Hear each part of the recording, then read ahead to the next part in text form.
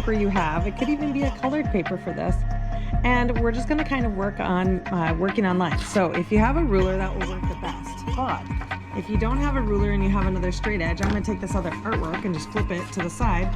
And I'm just going to make some lines. You can use the straight edge of your line. And if you really don't have anything straight, you could just draw some lines across your paper to get started. So write your name on your paper. That's one step. And then I'm going to get started with some other lines. So I'm going to put my ruler on my paper. They could be parallel to the top or the bottom, right? Or you could just do a variety of lines that are close together.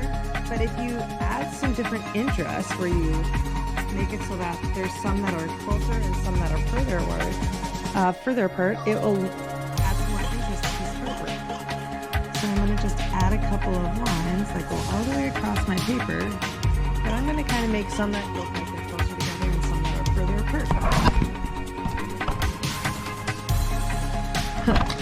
So once I have that, then I'm going to go back and I'm going to add some other lines, kind of the same thing, but going across the vertical.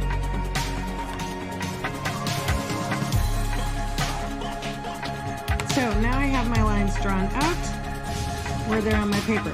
Now, if you do have a Sharpie at home, it is one of those things that it will add to your paper. When you're first shooting with pencil, you can always go back and erase. But if I have it drawn out with my Sharpie and I go back and I trace, I can go right back with my ruler or my other piece of paper, and it's just going to make my lines bolder and more permanent. And if I get off, I just have to go back and erase. Or I could make it so that my line is a little bit thicker in this one area. And if I do that, then I'm just going to have a little more interest with that. So I'm going to go back here. Just try to get it lined up as best as I can.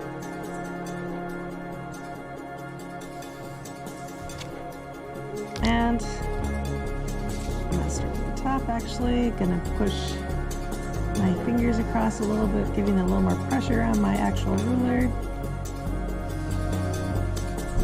Now if I'm going too fast at any point, you can just press pause. But truthfully, it doesn't have to look like my art. This is just kind of experimenting with some different lines, different angles, and hopefully enjoying some of that winter weather day.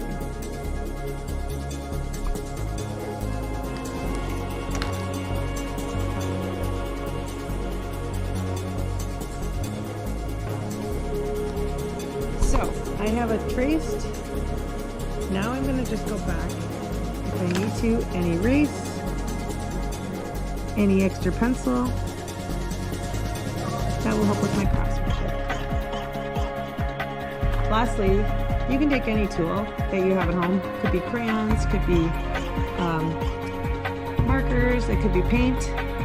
And we're just going to add to our artwork. So I'm going to start with just one of the areas.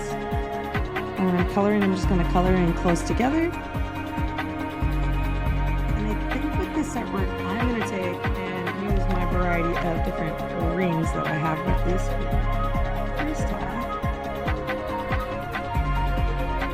And I'm going to color them in. So I'm going to time lapse some of this and go back.